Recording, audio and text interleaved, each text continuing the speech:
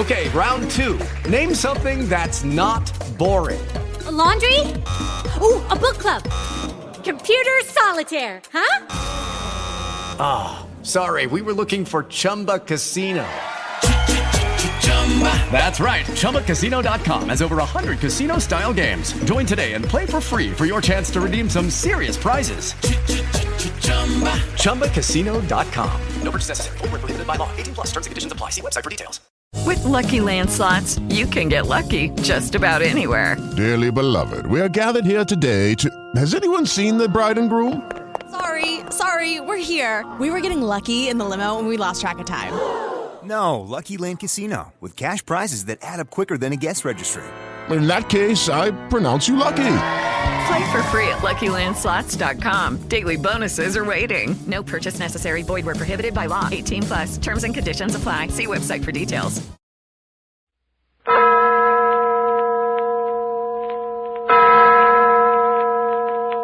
Adventures by Morse.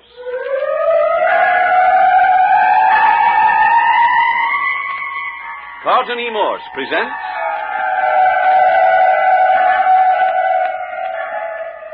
It's Dismal to Die, featuring Captain Friday. If you like high adventure, come with me. If you like the stealth of intrigue, come with me. If you like blood and thunder, come with me.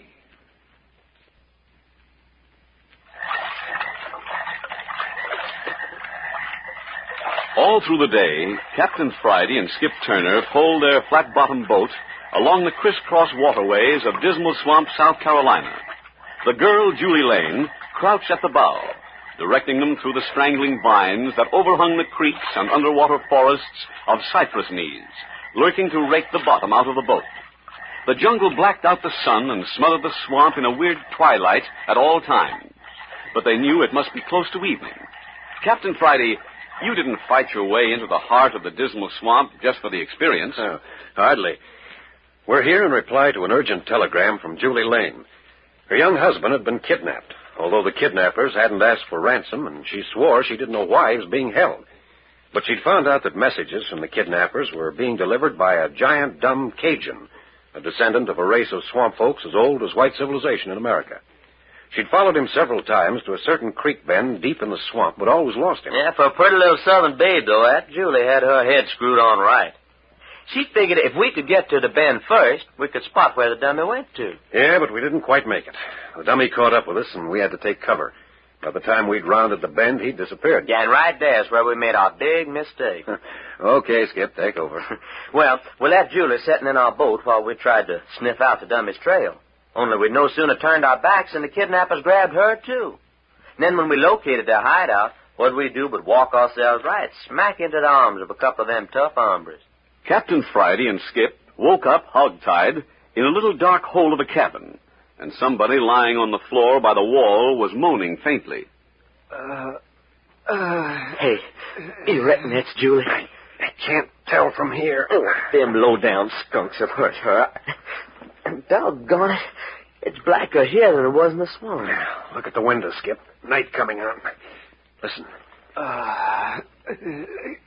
Skip, that's not Julie. Sounds like a man. Well, whoever it is, they need help.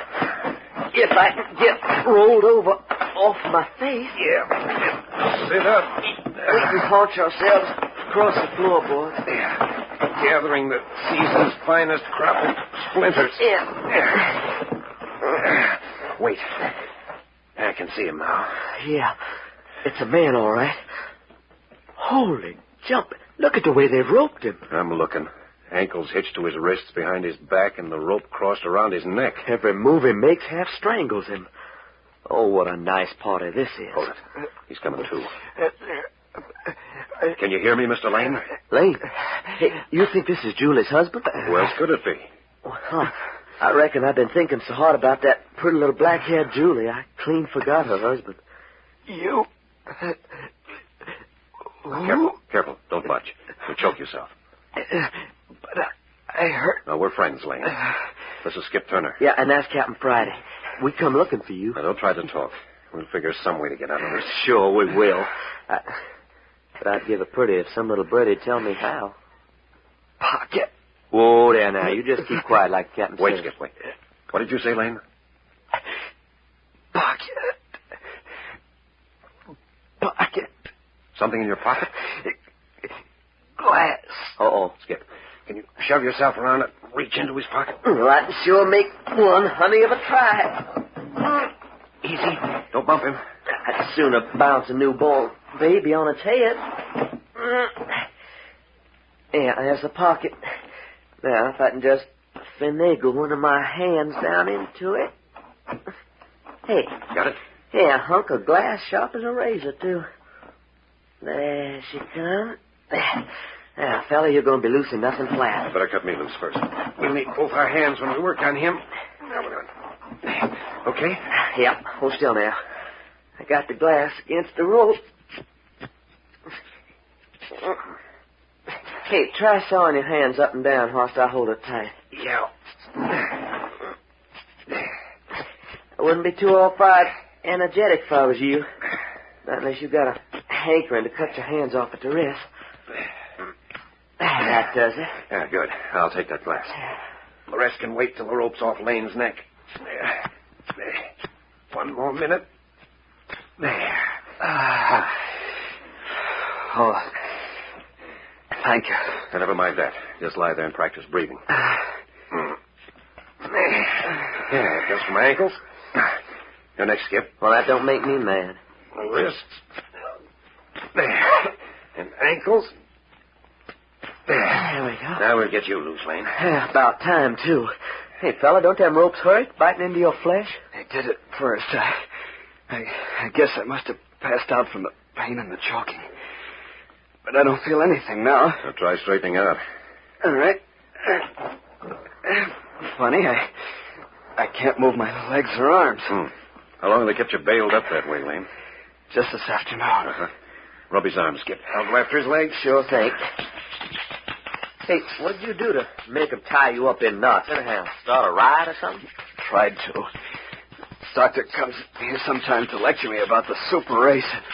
What this country's going to do to the world in the next war. Oh, now that's it.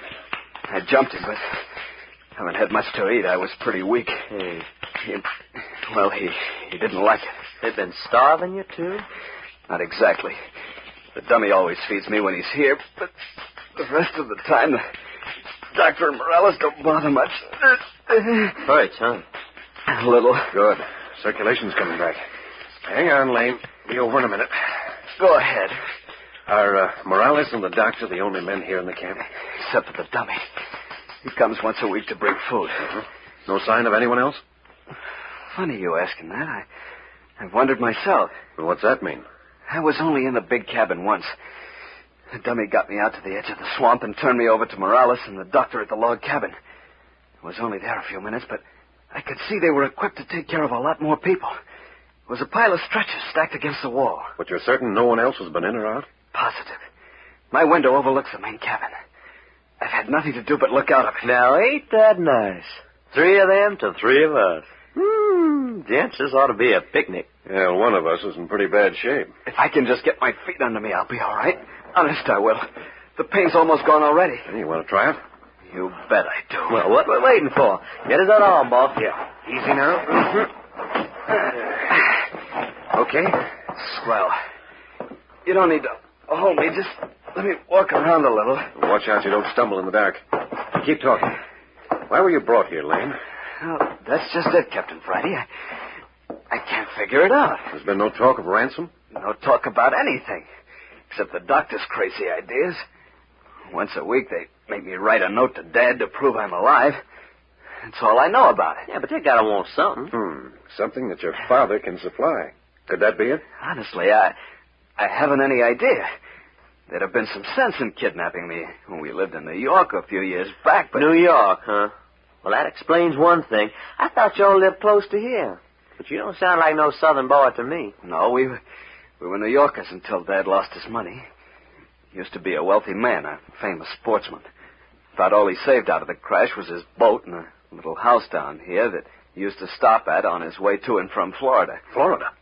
A boat? Yeah, Dad owns a good-sized houseboat. He's taken it down to Florida every winter for the last 30 years. Even after he lost his dough? Well, it takes money to run them things. Oh, he couldn't have managed it if it hadn't been for his friend. Friend? A big rancher from South America. Loads of money. 5 or 6 years back when Dad cracked up, they made a deal. Dad would take him south every fall in the houseboat and bring him back in the spring. Uh-huh. You know this man? No, I've never met him. He's a queer duck. Eccentric the way a lot of very rich men get. Well, my father can understand that. If you're rich, everybody you meet is after your money. Dad says this poor guy would go to all sorts of extremes to avoid people. Dress in shabby clothes, mix with the crew. So that's it. Hey, you got ID? A barrel full. Well, what's it all about? How did you two men get here, anyhow? Never mind that now. Answer my questions. On these trips, did your dad supply the crew? No, his friend did. Same crew each time? Oh, no. You see, Dad lived on the houseboat during the winter, but his friend didn't. So he'd just pick up a new crew for the trips. Uh-huh. And your dad decided not to go to Florida this year? Well, say, how did you know that? Uh-huh. That does it. Wrapped up in blue ribbon. Yeah? Like you say, clear as mud. So we've got to get out of here. Any ideas, Lane? I'm afraid not. I managed to break a water glass and hide that piece in my pocket. But these log walls are a foot thick. I can't risk breaking down the door. We'd be heard clean to Jericho. Yeah, iron bars on the windows, too. That leaves the dummy. The dummy? Well, you said he brought your food when he was here. That's right. He ought to be here pretty soon now. Black dark outside. He must have finished eating up at the main cabin. And he won't be expecting trouble. Skip? Save your breath, boss. Just leave me get my paws on that baby. Just let me wrap my arms around his neck. Okay, you take one side of the door, I'll get the other. Now, you stay out of this, Lane. Why, no, I'm all right. I got a few scores to pay. Hey, watch it. Here he comes. Look out the window. Yeah, somebody's coming across the swamp with a torch. Now, when I shut the door behind him, we take him, Skip. Get it? And how? And I don't need no blueprint. Okay, everybody. Steady.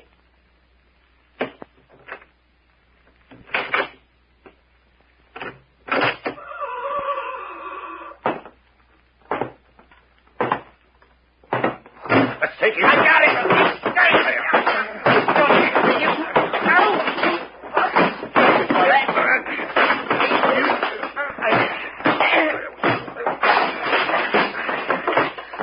And one red engine bites the dust. Gee, that was a fight. You all right, Skip? Yeah, ain't his fault, though. That boy don't care what rules he plays by. Well, that's one down, 2 to go. Whew, about time, too. Oh, when I think of that poor little Julie. Cut it.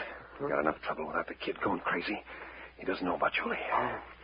Now, Lane, you know the layout. Can you lead me to the main cabin? Sure I can. Good. Stay here, Skip. Get this fella tied up and follow us as quick as you can. Yeah, in 2 takes. All right, Lane, and keep it quiet. Right.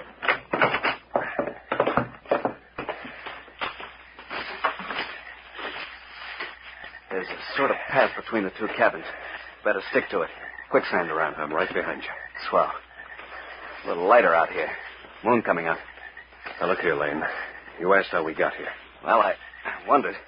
How'd you find your way in? I'd better warn you before we get there. Just keep your head, will you? No! What's that? Don't touch me! Why, that sounds like... That's Julie. That's my wife. Please! That's Julie. I'll kill somebody. I'll kill him with my own hands.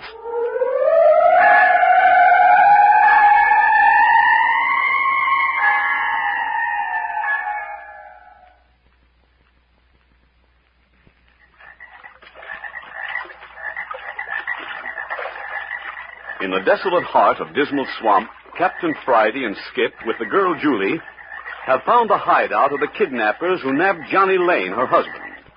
But the kidnappers also caught Julie, and when Captain Friday and Skip went to her rescue, they were ambushed. Tied and thrown into a cabin used for storage, they have succeeded in releasing themselves and young Lane. Then, a scream in the night, and Johnny first learned that his wife is in the hands of his tormentors. Lane, listen to me. Let go of me. You young fool, stop fighting and keep your voice down. But that's Julie. She screamed. Yes, Julie brought us here. They caught her. You'll have to face it. Blast you, I got to... You've got to use your head. You're armed. We're not. Not a good you'll do her running smack into a bullet. Snap out of it, boy. Well, do something. Do something. Follow me. Make for the cabin, but keep it quiet. Hurry. Keep close to me. Now give me the layout of the cabin as we go. Big main room up front. Kitchen lean-to and back. Doors? Front and back. This path leads to the kitchen door. Yeah, looks like it's open. Lamplight filtering out. Let's rush it. Not until we've done a little reconnoitering. But my wife, Julie. You'll help her most by not sticking our necks out. Hey, look, the path seems to run around the house. That's for us. I hope you know what you're doing. Easy around the corner. Lighted window up ahead. That's where we're headed. Easy now. Heads down until we get under the window. That's Julie sobbing. Quiet. Okay. Inch up under the window. Careful. Don't hurry. Captain, she's all right. See, Julie's all right. Just scared, I'd say. The doctor and Morales seem to be having a little argument. It's a pleasant sight. Why do you say that? If we can get them quarreling among themselves, they're likely to do our work for us. Okay, this gives us the setup. Now we'll go in the back way. Quick as you can.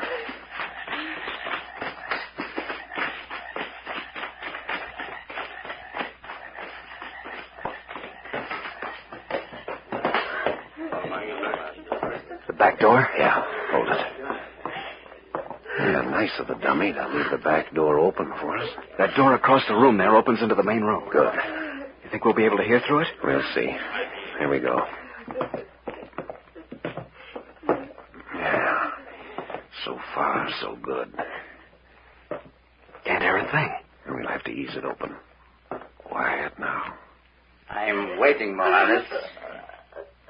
It will be instructive to ascertain what excuse you can offer for disobeying my orders. Orders? The doctor, he's joking. I congratulate you. It is difficult to surprise me, but you have succeeded. Even a man of your limited mentality should have realized that I never joke. But I don't understand. To a scientist, patience is essential. But I suggest that you do not try me too far. Mrs. Lane, this Dummkopf has received orders to leave you alone. He saw fit to disregard them. Accept my apologies. It doesn't matter. You are generous. A peculiar American trait which I cannot admire. Generosity is weakness, my dear Mrs. Lane. We must endeavor to cure you of it. Dr. Eckhart, please. If I could just be by myself a little while. You wish to retire? Yes. It pains me to refuse the request, but I cannot permit it. You have been a witness to the insubordination of the Schweinehund. It is fitting that you should also witness his punishment. But I don't want to. You force me to remind you that it is not a question of what you want, but of what I consider desirable. Well, Morales, I'm waiting. What have I done, Senor Doctor? This lovely young lady is lonely, is it not so? She's sad. What harm to offer her the consolation? To speak the words of admiration? To steal the kiss? Why, the dirty... Lane, keep still. If either one of them... Listen. Permit me to explain the obvious. Your fault does not lie in your familiarities with Mrs. Lane. You had your orders. You disobeyed them. And why was I given these orders? The Herr Doctor would like to explain this also. That does not concern you. Unquestioning obedience is demanded. It is perhaps because the Herr Doctor wants the Senora all for himself. You forget yourself. My intentions are not to be questioned. Oh, no, Senor Doctor. I don't think so. It was Morales who found the Senora. She belongs to me.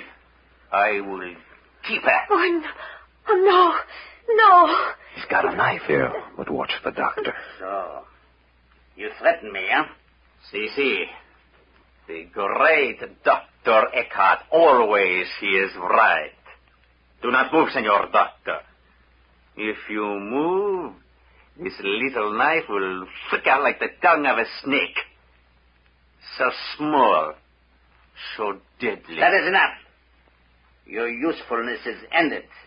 There's no place for such as you in our great enterprise. Your great enterprise.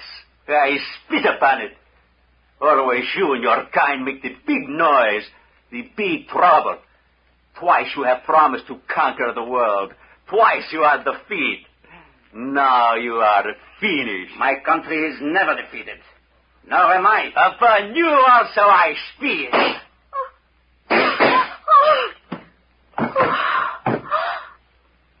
You killed him. You killed Morales. Certainly. Exactly through the heart. Excellent. You are surprised, Mrs. Lane? I'm a superb shot. I do all things well. I have held the gun aimed and ready here in my pocket since I entered this room. I could have killed him at any moment. But you could have wounded him. You didn't have to shoot him dead. Extraordinary. I find myself constantly amazed at the naivety of the American mind. No, I did not have killed him. But why should I permit him to live? He has been useful in the past, yes. He is no longer so. These fools. When we win, they lick our boots. But when the tide turns, they would like to leap upon us and kill us. It does not matter. There will be many to take Morales' place when the day comes. Besides, it will be more pleasant without him. You're horrible. Horrible. Indeed. I find you charming. Sit down again, Mrs. Lane. We have matters to discuss. I've nothing to say to you. Ever. So, Morales has profited by his lesson. It would seem you have not. Need I remind you that I do not tolerate disobedience? Sit down, Mrs. Lane. That is better. Hey, what's going on here? Don't make a sound. Yeah, but what's up? I was coming up from roping the gorilla when I heard a shot. Then I seen you two in here crouching on the floor like a couple of tomcats in a mouse hole. The doctor just shot Morales. Now he's got Julie. Hold it, both of you. Listen. You assure me. It is regrettable that you should choose the chair across the room from me. However, no matter for the moment. Dr. Eckhart, what do you want? Then we do have things to discuss. Excellent. Why did you kidnap Johnny? Very simple. Your husband's father presumed to interfere with my plans. That I do not allow. A small question of the use of his boat. It occurred to me that he would be, shall we say, more amenable if his son's life depended on it.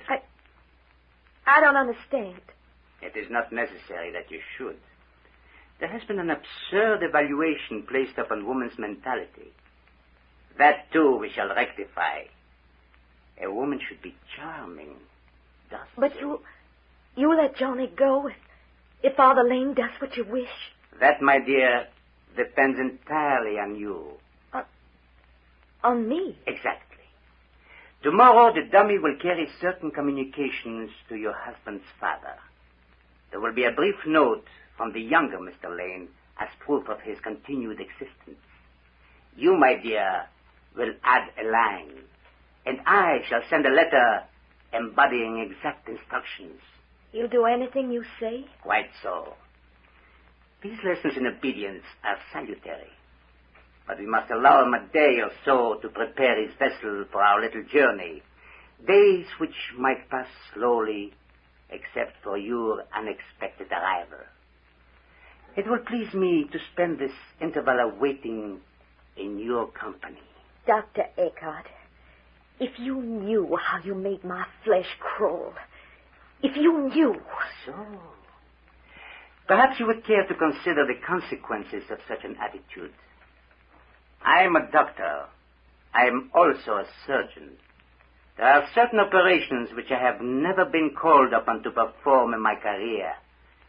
Very curious operations, very intricate. Painful, too, I fear. Unfortunately, I have only a limited supply of anesthetic. Too little, I'm sure, to prove effective in deadening... What are you trying to tell me? Simply, my dear young woman, that the decision is entirely yours. But you'd let Johnny go? You promised? Gladly. You have my word. And now, dear Mrs. Lane, surely you will be more comfortable here beside me? I can't take this. Hey, Johnny, stay where you are. Julie, wait! Don't go near it! Johnny, it's you. Stop, Mr. Lane, I warn you. Johnny, the gun. Yes, the gun. Do not move, either of you. Oh, Johnny, why did you come here? It's all right, darling. We never had a chance of getting away, any of us. But he promised. He was going to let you go. You didn't really believe that, did you? Look at him. Quite right, my young friend. No, I had no intention of allowing you to live. This place must remain secret. Still, you might have had several more days in which to enjoy your miserable little life. As it is, you force me to eliminate you now.